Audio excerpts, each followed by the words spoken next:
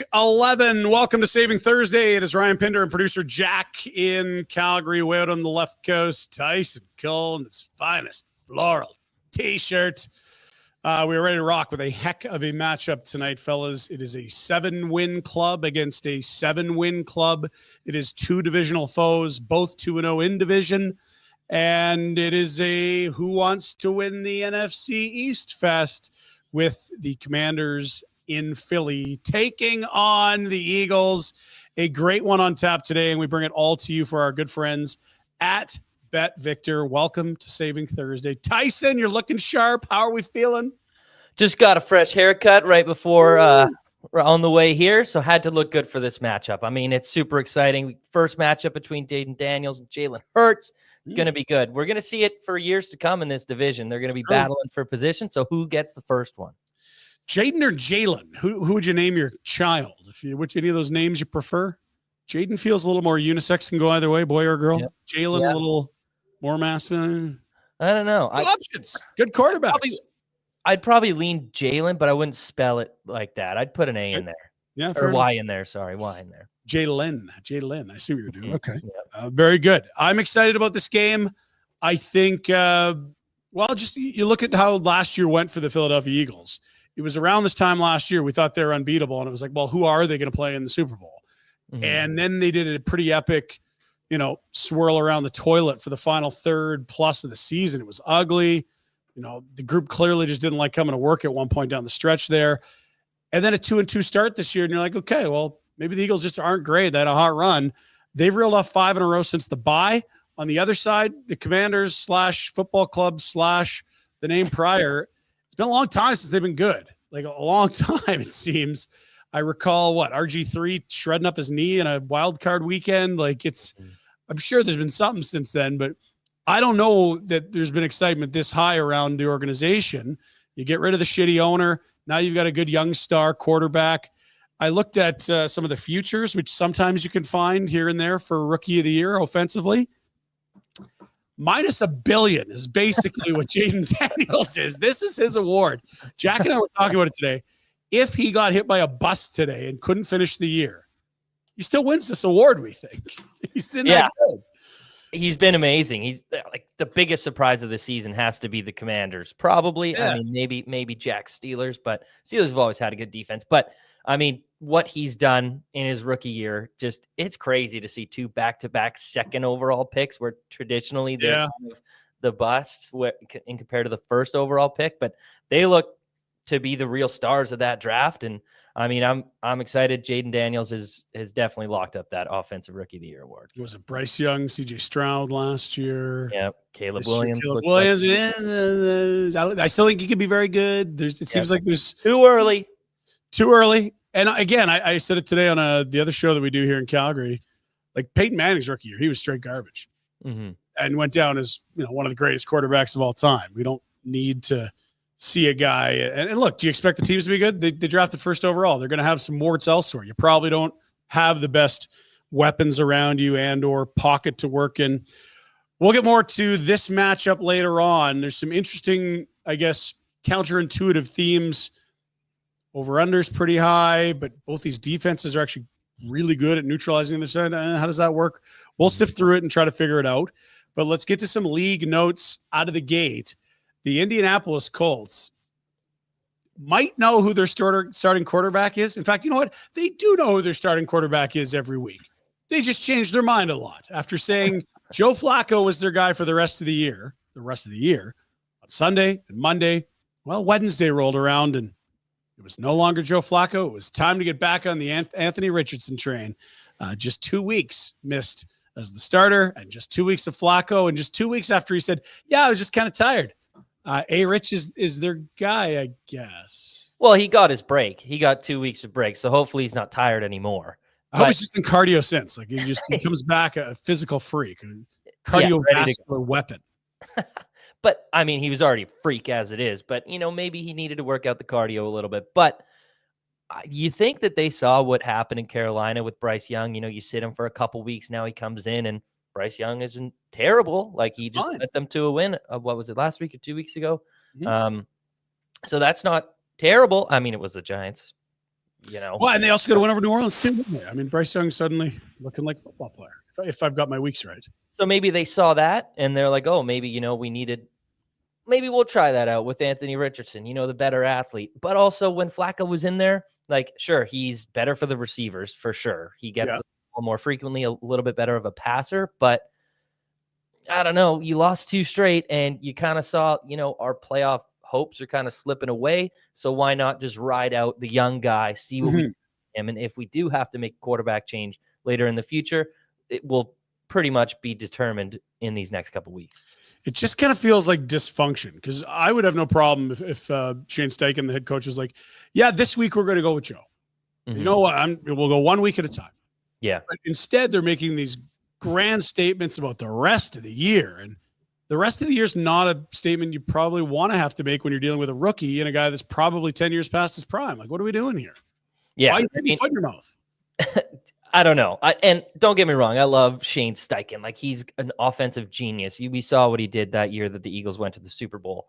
Like, that offense was electric. And so I believe in his mind, but I agree with you. Like, maybe not do that, don't fully send all your cards into the basket. You know what I mean? Like, just maybe go week by week and kind of let it determine by whoever starts on the field. And then what it does is now you're saying, whoa, he was so convicted. Is someone else above him in the org telling him to do this? Is there like chain of command issues? Is it a meddling owner? I mean, I always say, like, it's boring as hell, but the best GMs, they say bleep all. Like, Bill Belichick gave you nothing. Bill, what do you think? Seattle. Bill, what do you think? Seattle. Bill, Seattle. Like, there was just, you weren't going to get info. He's like, I'm in the information of a business of collecting information. Yeah. I'm not in the business of giving it out. There's nothing to be gained of me giving you any information. And maybe the Colts will have to borrow that page out of the playbook from that Pats dynasty. Other quarterback news. Have we seen the last Danny Dimes start for the New York Giants? It's really seeming like that. They have a bye week this week, but there's a lot of buzz saying that they don't think Danny Dimes is going to start another game for the rest of the season, which I would kind of put that together and be like, yeah, his Giants career is probably done. But hey, he had a heck of a run and it was probably too long. Well, just longevity wise. I'm not saying he was great, but yeah, it was pretty pathetic. I saw some stat and it was like the last through 10 weeks, the fewest passing touchdowns over the last 4 years or something. And Daniel Jones was he was leading in 4 of the 5 years. The only one he didn't lead in, or I guess the fewest. Yes. Yeah, that's what I meant. He's barely ahead of us in passing touchdowns in the NFL. And we have 0. I mean, that's kind of how it's gone for him. I loved the stat. It had been like 600 days since he'd thrown a touchdown at home, and like 9 NHLers had scored a goal in the football stadium, and like all kinds of crazy stats. Those are always good. A little better of late, but yeah, what this really comes down to is he's got an injury guarantee clause where he makes 20+ million if he gets hurt. They're done with him. They're in line to potentially pick as high as number 1 overall, depending on how the finish of the season goes. They're not incented to put their best quarterback on the field. They probably should get a look at DeVito and Locke, or just say, hell yeah, we'll play these other guys knowing we're not going to win, and then we can get around to drafting our quarterback of the future, because that's what he was supposed to be and hasn't been, and it's time to press flush. Yeah, I mean, when that pick was made, everybody knew that it was like a terrible pick. Everyone knew it was going to be a bust. Right? I didn't think it would take 5 years to fully realize that decision. I mean, I'm excited, as a Malik Neighbors owner and dynasty, if they're getting a new fresh quarterback, hopefully that'll help them out. But honestly, like for the rest of the season, I don't really hate it for Malik Neighbors, because Drew Lock is probably going to get the start and he's a gunslinger. So it might actually help Malik Neighbors. Other news around the league, Isaiah Pacheco is healthier. Probably not going to go this weekend, but as they've opened his 21-day practice window, he's returned to practice field. How do the undefeated Chiefs add that weapon back in? We already saw them lose Rashee Rice, amongst others. I mean, it's been quite impressive that they're undefeated. Mahomes doesn't really have gaudy stats at all, pretty pedestrian. But when it comes down to it, and they're down by a possession, they always score. Something to keep your eyes on. Pacheco owners and or holders of Super Bowl futures with the Chiefs. They get a weapon back soon. I got something about that. Sorry. Yeah. Like, I don't understand how you break a bone in your leg. Like, what was it? Fibula, tibula, something like that. How are you already? I figured you'd be out for the entire season. It was week 2. Now it's week 11 and he's almost designated for return. That means by the latest he'll be back week 14. And I think on week 9, he was walking on a treadmill. So as soon as that bone's healed, now it's just, okay, let's, those muscles we haven't been using, let's build those up. And then once you're feeling good, now it's like, okay, get back on the practice field and show you can be an elite athlete, and maybe the toughest league in the world to become an elite athlete. Like, yeah, it's remarkable. We love the way he runs. How they use him will be intriguing, but Kareem Hunt's been great. Like, he's been, found a youth. Who knew? Yeah, I would kind of try and hold out Pacheco as long as I can while Kareem Hunt's playing like this, because he's playing at such an elite level and he's getting so many touches. And to your point, like, if you're the Chiefs, what are you trying to do here? We got to win the division by 6 games, not 5. Like, no, it's about a Super Bowl. So get Pacheco ready for January and on. Their season doesn't start till the playoffs start. Right. Yeah. So there's something to watch there. Dak Prescott done for the year. Hamstring surgery. It's been an absolute nightmare in Dallas. They got waxed by the Eagles, who we'll talk about more in a moment. They're hosting tonight's Thursday nighter, like, throttled. That's a big rivalry. They got pumped, and Cooper Rush ain't it. It's major trouble in Jerryland. I wonder if we're now getting to the point, because, this is like under the microscope. The Cowboys, America's team, nothing happens in the shadows. Everything is on stage in bright lights with a million people yelling opinions. But maybe Jerry finally says, I can just be content being a billionaire owning a team rather than pretending to be a GM that knows what he's doing, because he clearly doesn't. Yeah, he's the only GM in the entire league that's also the owner, right? Correct. Like, and there's a reason that people don't do that. It's because you should be an owner and that's it. Like, there's so many talented guys around the league who know what they're doing as a general manager. Why do you think you're above them? I don't look, if you've got 20 years of success no one else can match. Like, if Robert Kraft was the GM in New England the last 15 years, keep doing it, but it's working. It is not worked in Dallas. I got a question. Like, I wasn't really following football around in the 90s, but that's when they were winning Super Bowls and stuff. Yeah. Was he still the GM then? You know what? He may have been at that point, but he wasn't a billionaire octogenarian like he is now. I mean, I assume he's close to 80, but it hasn't worked, I guess, is probably more to the point. Yeah. It was a different time back then, no question. Rodgers wants to play in 2025. Couple final league notes here. He's also said coaches need longer leashes. He's liked what he's seen from their interim head coach. They also lost last week. Is he happy not being good? Like, the Jets haven't been good.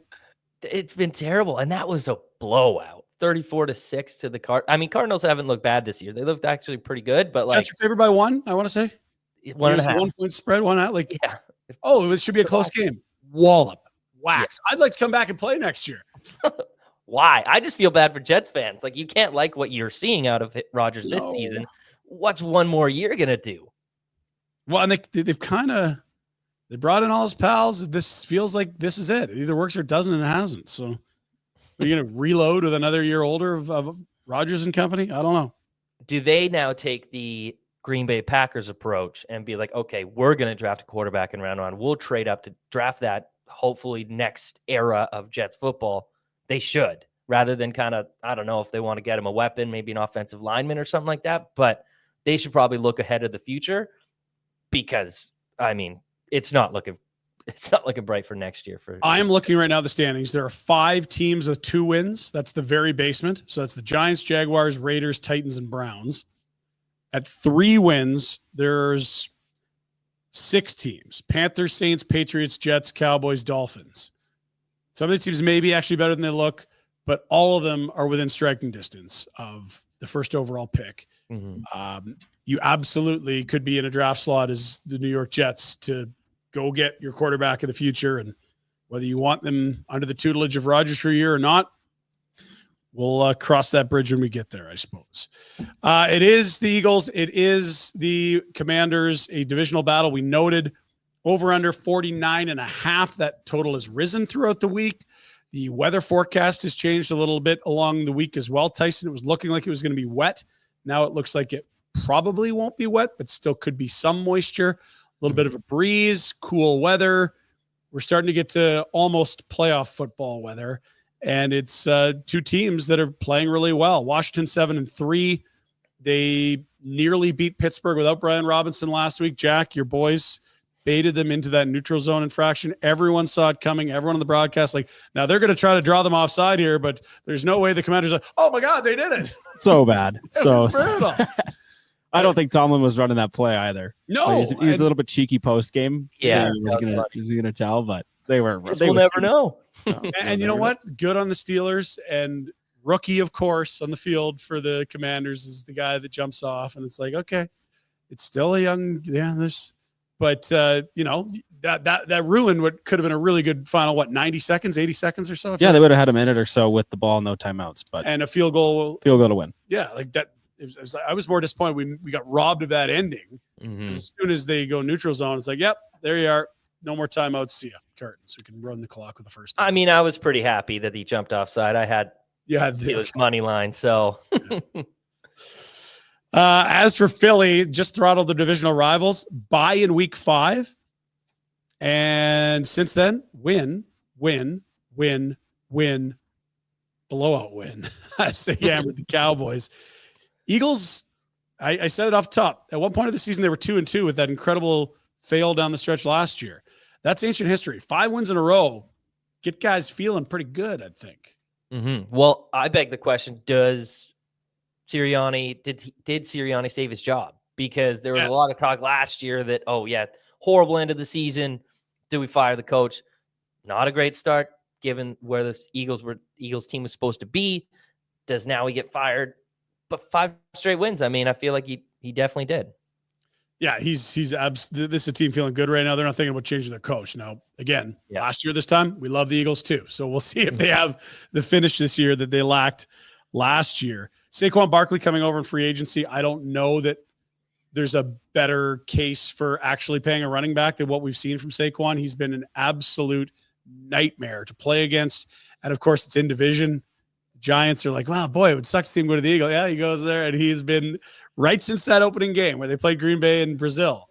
Saquon has been a monster this season, and if not for Jalen stealing some goal line touches, why not? He's basically having the Derrick Henry season.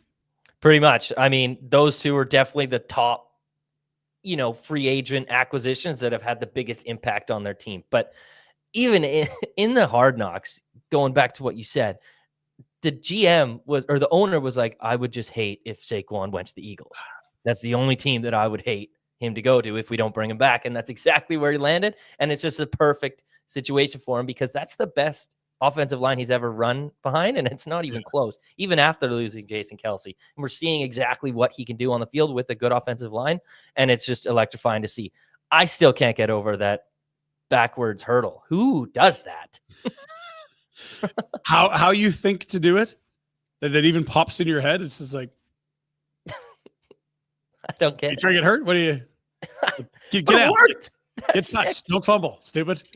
No. He's just built differently. I had to look this up 3 times, and I'm literally fact checking on the fly here because the stat seems so unreal. It just can't be right, but it actually is right. The last 4 games, Jalen Hurts. Yeah, sure, he's thrown for some touchdowns. He's thrown for 6 over those 4 games. It's not a lot. Must not be playing well. Incorrect. He has rushed for 8 touchdowns. Rushed for 8 in his last 4 weeks. Jalen Hurts. That's almost unbelievable. 2, 1, 3. He's averaging 2 rushing touchdowns a week as a quarterback. His anytime touchdown prop, you're laying minus 138 on Bet Victor because that actually feels like a deal for a guy that's gotten 2 per week for the last month. It's wild how effective he's been running the ball. It's one of the things I want to talk about when we get to the matchup, but that's sort of the story on the Philly side. They're playing well. They're feeling good. The acquisitions in free agency and in terms of Saquon's been sensational. And this group that looked so dangerous at times last year, they back. So that's on one side. The other side, Brian Robinson returns for Washington, 5 touchdowns in his 5 games prior to the injury. It was a hamstring issue that cost him 2 games. And we told you Jaden Daniels is minus a jillion million to win Offensive Rookie of the Year. It's a lock. You basically have to put the mortgage of your house down to get $100 back. That's how big of a favorite he is to win Offensive Rookie of the Year. We'll get some injury notes in a moment. Let's pull up the numbers on the contest. The spread started around 3.5 earlier in the week. It has creeped all the way to 4.5 points. Eagles favored at home, and why not? After that dominant performance last week, as compared to the bit of a wobble by the Washingtons last week against Pittsburgh. Over under 49.5. That's creeped up a bit. We saw that at 48 earlier in the week, 48.5, now 49.5 today. Both teams, 7 wins. And if you want to go straight up, Washington plus 175 on the money line, minus 222 for the Eagles on Bet Victor. Anything there you want to touch? I mean, we'll get into it later, but this total is the highest over under on the week. And shout out, it's Amazon, right? Amazon Prime on Thursday. Amazon Prime's got Thursdays, yeah.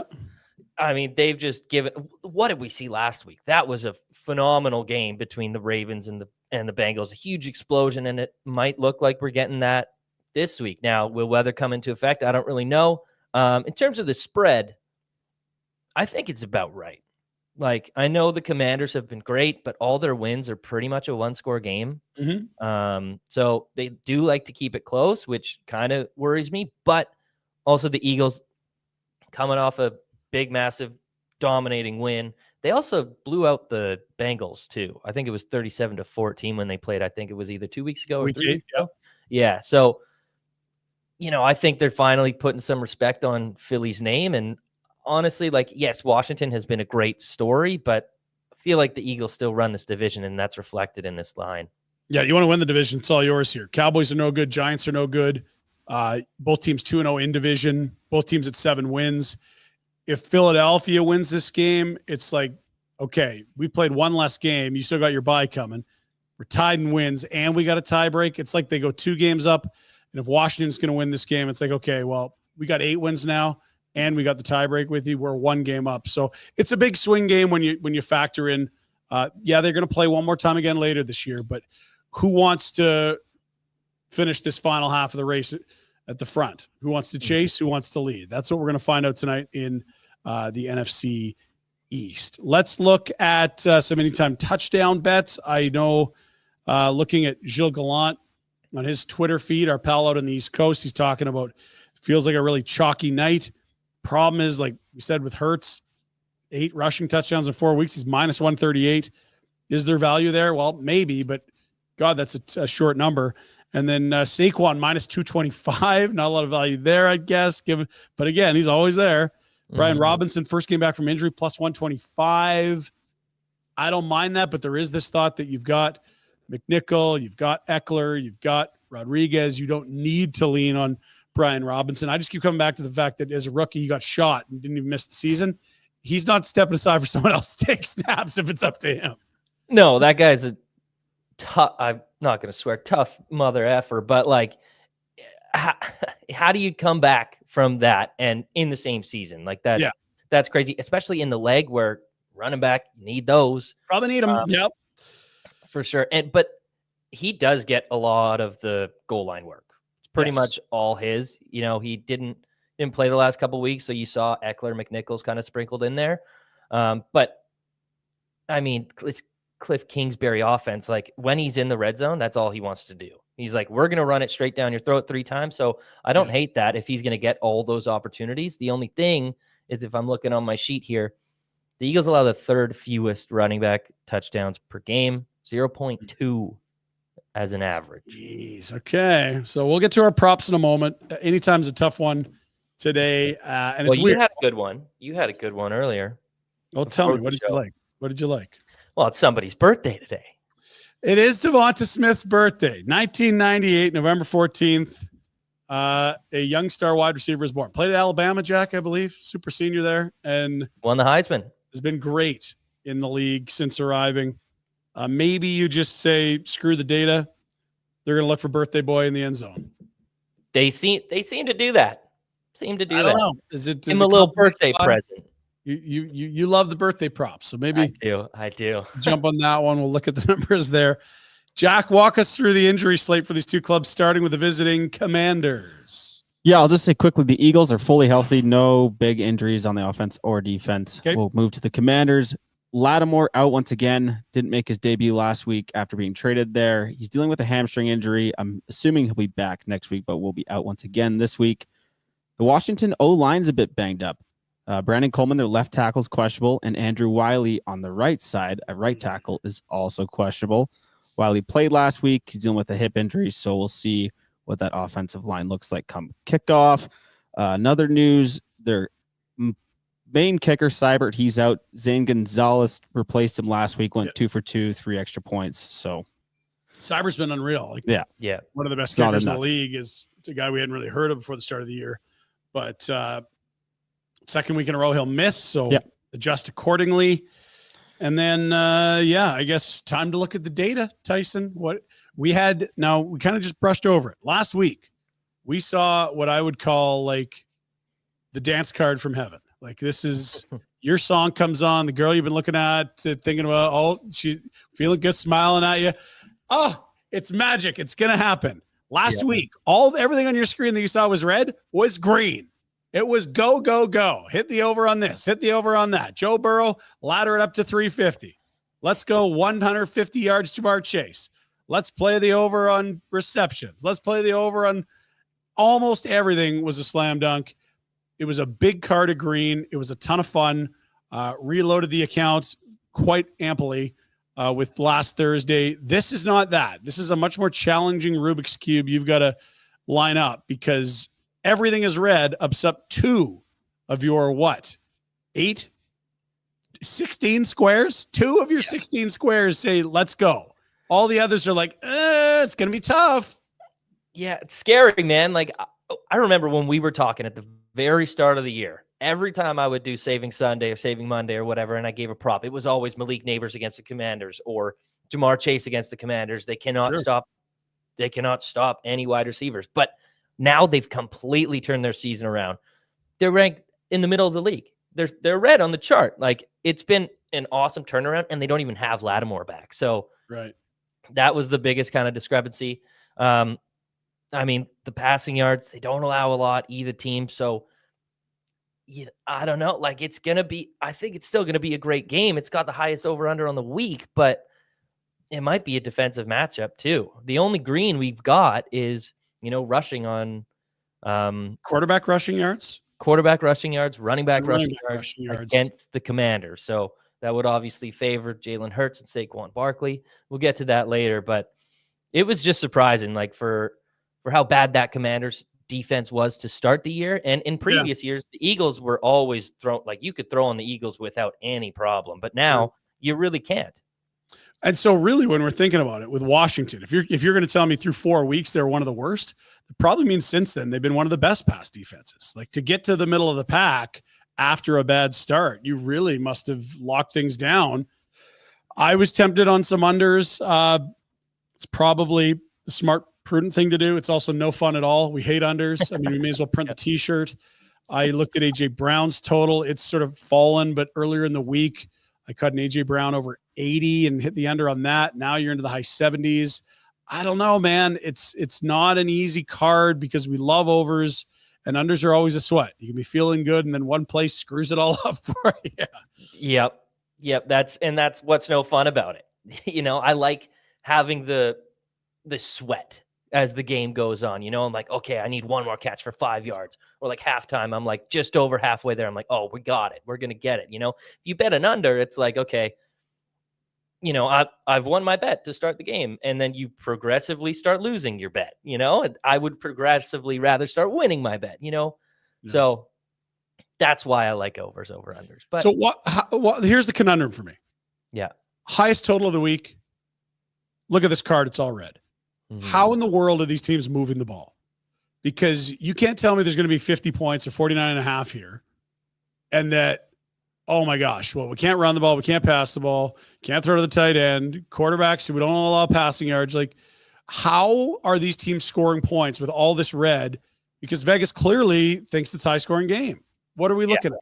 Well, I didn't send Vegas this sheet this week. That is true. Maybe we got a little benefit on our side here. But I'm not sure. I mean, when two elite offenses kind of go against elite defenses, they kind of find a way to make it work. So maybe, and I don't look at that. Both teams allow under 200 passing yards per game. Do I really expect both quarterbacks to go under 200 passing yards in this game? Probably not. It should be it's got the highest over under. So you would probably lean towards that side. But yeah, I don't know. You also got to consider level of competition. What was last week? Cooper Rush. He had 43 passing yards. So that probably brings it down a lot. That's crazy to say. Cooper, I'm sorry, buddy. You're catching strays. Well, then, you play the Giants twice if you're Washington. That's going to help, right? Yeah. And to your point, Philly just came off Cooper Rush, and the week before, I think they got Mac Jones, or was that still Trevor Lawrence? I don't know. I think it was still Trevor Lawrence, but regardless, it's the Jags. Yeah. So, okay. Yeah, that makes. And maybe what it is that we don't want to attack single player props with a lot of overs. Maybe it's just spreading it around. And it's not going to be monster gains, but everyone, little chunk plays and keep moving the chains. I don't know. We're trying to make sense of it. It's year one of us looking at that sheet on this show and then trying to marry that with that over under total. It's not really the same thing, but they certainly are correlated. So we'll see how that plays out. Let's get to the picks we like and the angles we want to play for tonight's contest. Washington at Philly. We'll flash you the weather one more time. Cool, not cold. Damp, not necessarily wet. Gusty, kind of, but not super windy. Kind of looks like football weather if it stays dry. We'll see. Yeah. And, what are we trying to exploit here? Well, earlier when I saw, I was like, oh yeah, that looks like great football weather, just run the ball a bunch. It was rainier forecast earlier in the week, to your point. Yeah. Yeah, for sure. And I mean, who knows? We might still get it. 8% chance right now, but we might still get a little bit of rain, which would obviously affect their ability to kind of throw the football, have their balance on a wet field and all that. So I am taking the under 49.5. It's scary because it's the highest over under on the week. And there's a reason, because these two offensive have looked so good. But I just think we took a primetime under a few weeks ago, and that wasn't even a sweat. Yeah. So this one probably will be, but primetime unders are 70% hit rate. They're profitable. So with the highest over under on the week, with that 70% of primetime games going under, that was kind of my lean on this pick with the weather as well. And you know what? It lines up with your card, all the red. It's not going to be easy for teams to move the ball, we don't think. There's not a lot of areas where it's like, oh, yeah, we'll just keep doing that. They won't be able to stop us. Well, it took that away from us. Let's see how we react. So our first bet of the day, under the total of 49.5. That, now these things are changing. But at last check, minus 110 was the under on Bet Victor for the total of 49.5. Next, you've got two player props to target. What are we doing? Well, just talked about the unders and all the red. Now we've got two overs. Someone's going to have a day. It's just, it might not be everyone like last week. Might be scared Terry this week. So we're taking his over 62, I believe it is, on Bet Victor receiving yards. He's cleared 3 out of the last 4 weeks. He's averaging 88.8 yards per game. And against Philly, he's cleared in 4 straight games, and his average goes up to 94.8 receiving yards per game. Now, that was kind of when Philly was easy to throw against. Now they kind of seem they're a little bit better against that. But the way I see it with the 4.5-point spread, I feel like the Eagles should be leading majority of this game. So then that would force Jaden Daniels to need to throw. And who's his number one weapon? That's Terry McLaurin. Yep. And they always seem to connect on some sort of deep ball. Like, we'd looked this up at the beginning of the show. So far this season, I believe he's had 4 40-plus yard receptions. So if he's able to do that this week, we only need 20 more yards out of him, 22 more yards. In terms of man coverage, the Eagles run the 8th most man in the entire league, 30%. And Terry has the highest wide receiver grade, according to PFF, against that coverage. Wow. The only thing is he only averages 12.2 yards per reception. So against man, he's kind of more of, not reception based because he is a deep ball threat, but it is lower in comparison to his zone coverage, where he averages 17.6 receiving yards per reception.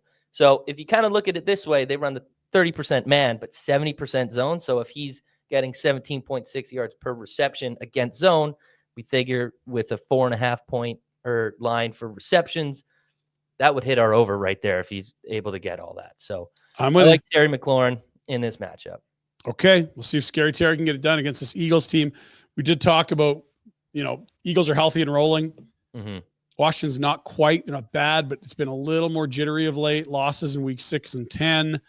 Not a bad team, but one team's feeling it. If we had to guess at game script, you probably think the second half's going to have a lot of Philly running the ball and Washington throwing it a fair amount. I like that for Scary Terry, and the 62-yard over we're playing as well. Let's get to your final prop and our third bet of the week.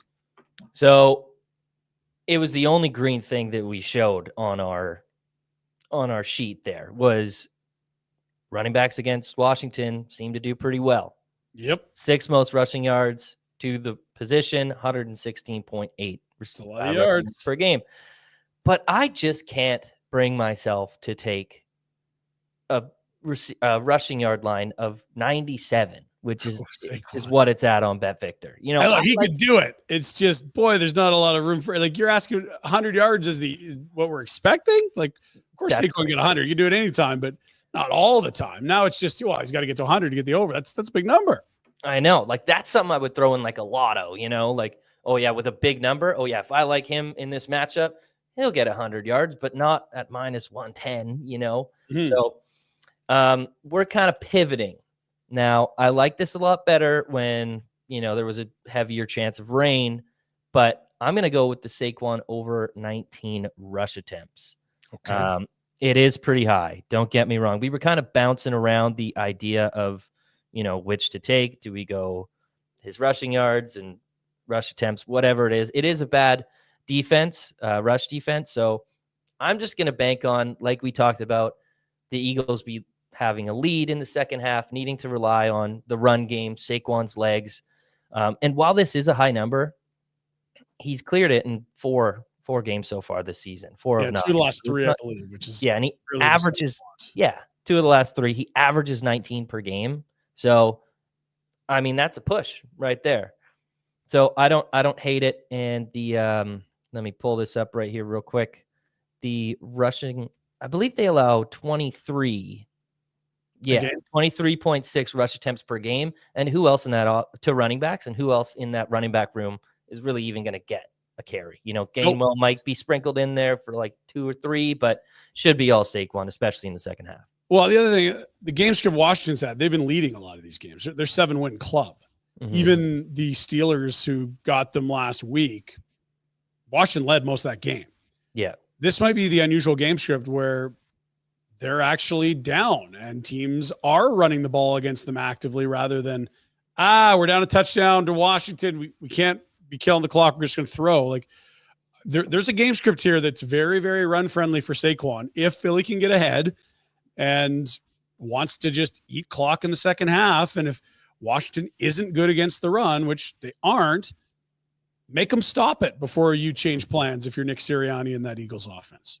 For sure. And even just going, because he played in this division, right? So he's got experience against the Commanders in previous years. He's actually never gone over that 97 rushing yard line, but he has gone over his rush attempts. And Sure. 2 of his misses, he had 18. So just 1 shy. So that's kind of what I'm leaning towards. And that was on a bad Giants team where you should have been happy not running a lot, but bad game scripts, all that. Totally. So it's a high number, but hopefully he'll have a big second half for us. Yeah, what we don't want to see is Washington up by 14 at the half. That's, if we can ask one thing, dear football gods.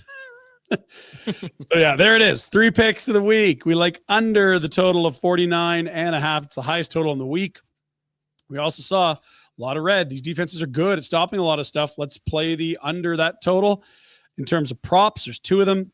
Scary Terry McLaurin over 62 yards receiving. That one, let's rock and roll. And 19 rushing attempts for Saquon Barkley. We'll take the over on that. 19 will be a push. Anything over is a victory. Let's see if we can't get a 3-0 week here with this matchup of 7-win clubs. Finally, guys, just around the horn thoughts and feel on this game. I've not seen a lot of the Eagles. I've been keen on the results Washington's had, but I want to see this play out. I think you had pointed, Jack, to Washington really not having the toughest of schedules. They're going to get measured here. And Philly, it feels like they're playing their best football right now. Jack, go ahead. Your thoughts here. Yeah, I'm on the Eagles side here tonight. I think they just seem like the better team. They're streaking. They're coming off a bye. Like, they're at home. I just think everything points towards them controlling the game, controlling the pace of the game. I like Saquon running the football. I just don't think I don't think the Commanders have played very good teams, and this is obviously a great divisional matchup for them to show the rest of the league that they are an elite team. But I do like the Eagles coming off a bye at home. Just everything points to them being able to control this game and win this game. Tyson? Yeah, I completely agree with Jack. I wanted to look here at the remaining games for both teams here, just because these Eagles matchups for the Commanders are pretty much going to decide the division for them, because you get 2 left against the Eagles, the first being tonight. If you want to win the division, you probably have to have at least 1, probably 2. But they've got a pretty easy schedule going forward. They play the Cowboys twice. They play the Eagles obviously twice. They play the Saints, they play the Titans, and then they play the Falcons. So maybe they only need 1 win. Maybe they can afford to drop one here. But interesting. Flip it over to the Eagles. They've got the Rams, who don't look terrible. The Ravens, that's going to be a great game to watch. Steelers got a great defense. And then, the Panthers, the Cowboys, the Giants. So it might be all right for the Commanders to drop this one, and they'd still have a shot. But I think it's a little bit more important for the Eagles. So that's the side that I would go with. All right, fellas, that is tonight's matchup. We're looking forward to it. Should be fun. Lots of star power, young stars, aging stars, ageless stars. It'll be a fun one. Finally, let's glance to the weekend. What is saving Sunday for you? We've got some juicy matchups here in Canada. It is Grey Cup weekend, so obviously there is other football if you want it. I don't know if the CFL loves what they're up against here. They're going to try to do a pregame show and kickoff while the Chiefs and Bills are playing in the afternoon slot. Bills favored.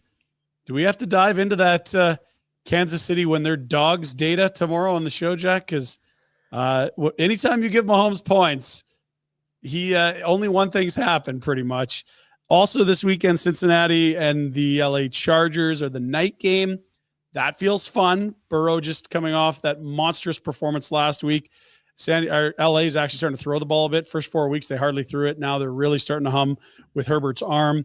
And Baltimore-Pittsburgh, Jack, the first divisional game of the season for the Steelers against the team they are likely battling to win the division. Cincinnati's too far back in Cleveland's dog shirt, as we know. So those are 3 gems amongst some other pretty good games as well. What's saving your Sunday, Jack? You already know the answer, Ryan. That's the Pittsburgh. Baltimore, coming to Pittsburgh. They're favored by 3. I said it this morning. Lamar Jackson has not had success against the Steelers. I know you kind of poo-pooed that. 1-3. 1-3. That is the data. Horrible passer rating. Touchdown interception ratio hasn't been good. They've controlled him every time they've played him. Now it's a different season. They've got Derrick Henry, who's a completely different beast. So we'll have to see if they can contain him and Lamar. Mm-hmm. But man, I'm looking forward to this game. It's weird not having a divisional game like till this point of the season. Yeah. But this has got me wound up. I can't wait. Yeah, Chiefs Bills is my favorite because that's any of the last 3 or 4 times they played feel like classics. Yeah, including that incredible blow for blow playoff game. Tyson, what do you got? I mean, you already alluded to it. I'm actually really excited for that Bengals Chargers game. I think the Chargers are legit, Ryan. I'm afraid of it.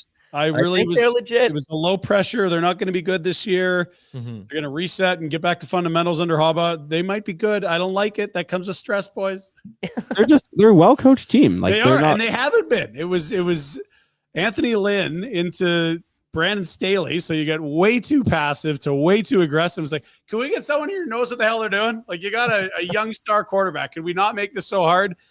Harbaugh's done that. Yeah, I think they're still a year or 2 from being actual contenders. But if I had to play in the playoffs, I wouldn't. Like, if the Steelers, if they had to play the Chargers in the wild card round, I would not be excited for that. Well, because as a third party here, I would love to see that. Yeah, I would too. Yeah, that's fair. Any bets you're eyeing for weekends? Anything you're targeting, or is that home? Are you into the lab tomorrow to figure that out, Tyson? No, I think I have one, but I can't remember it anymore. Racking his brain. So, yeah. Yeah, I don't know. I can't think of it right now. If you've bet against Mahomes when he's been a dog, you've been the dog with the tail between your leg, cowering. I think he's like 12-1 as an underdog this year. I like the Bills better. I would totally pick the Bills if I had not heard this data. It was earlier this year. They were dogs. Trying to remember who Kansas City was playing, and they just absolutely throttled the opponent. Yeah, I'm not doing that again. That's you're having a tough time making me bet on someone on the other side of Mahomes right now. He's not even playing that well, but it's just like if there's a drive left and they need a touchdown, of course they're getting one. What are we talking? They just win. Like give them 30 seconds. They'll still do it. I don't care. Yeah. I got one. Okay. Deebo Samuel, his over-under's 54.5 right now. That's too low, especially against the Seahawks. Yes, yep. Receiving. 54.5. We like the over. His last 6 games, he's had 100 receiving yards in 4 of them. He's cleared his 54 line in 5 of the 6. He averages 110.5 receiving yards against them. So, and even Kittle with a hamstring issue, but will probably play. They get McCaffrey back. I'm with you. It's all Deebo here. That's an easy one. Just last week, we got to hold ourselves accountable. We went 2 and 3, but did we ever go 2 for 3? We had Chase over receiving yards. He had 263. He tripled the total, I think. Yeah. Yeah. And then I saw some crazy stat that he exploded. What was it? 11 receptions, 260 plus, and 3 touchdowns. None of those stat lines were his best of his career. What? Said more than 3 touchdowns, said more than 11 receptions, had more than 263 yards. And the Cincinnati Bengals said, you know what? We're not going to pay you yet. We're going to pay you later. It's not going to go well for them. Really? No, they're screwed. They're screwed. But they're making room because apparently it came out that T. Higgins is not returning next year. We pretty much all knew. Again. He gone. Yeah. He's gone for sure. And I mean, Chase Brown, we took him over 3.5 receptions. He had 9. We were laddering up last week. It went very well. Things were excellent. The only thing we missed on was Lamar, only 33 out of 50 rush yards. But sorry, we'll take two or 3 every week. We're in good shape. It's profitable. Let's get 2 or 3 or 3 for 3 this week. We'll keep the thing rolling. We'll chat with you next week. Enjoy this incredible weekend of football. It's a 3 or 4 down variety. And tonight, a good one from the city of brotherly love. Enjoy the highest total of the week with the Commanders and the Eagles. Appreciate you hanging out with us. This has been Saving Thursday for Bet Victor.